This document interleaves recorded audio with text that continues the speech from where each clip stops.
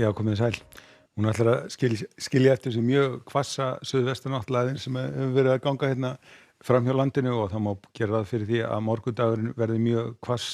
víða stormur og viðvaranir í gildi. Síðan á föstudeginum þá kemur hún enda smá hlé en á laugardeginum fáum við síðan bara strax aftur næstu lægð og hún kemur svona til með að stjórna veðrinu hjá okkur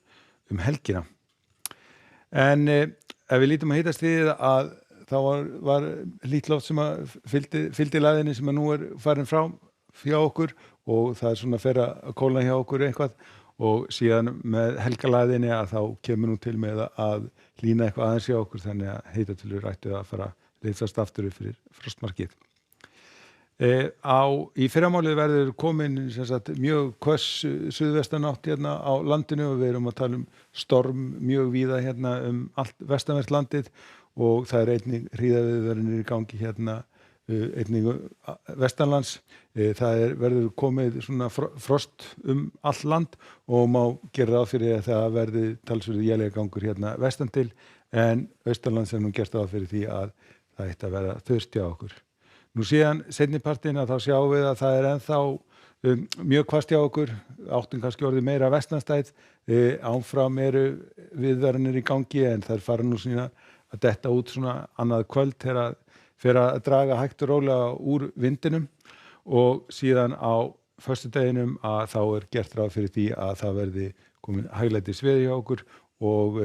frostum allt land og gæti nú kannski séð eitthvað sólar hérna norðaustanlands en annars ætti nú að verða þurrt hjá okkur. En það stendur ekki lengi því að strax á föstudagskvöldið þá fer næsta leið að koma inn upp á landinu með vaxandi austanátt og fer að snjóa hérna sunnanvert landið og síðan á laugardeginum að þá ánulega miðan að vera hérna við Faxaflóann og þá verður væntanlega snjókomum allt land, hitastigið verður nú svona, það verður hérna svona sunna til að þá lægi nú hitastigið væntanlega eitthvað fyrir frostmarkið þannig að þetta verður slitta og rigning en síðan hérna norðan til gert ráð fyrir því að þetta verði snjókoma. Og það gæti nú orðið svona talsvert hvasst einnig með þessari lægð. Á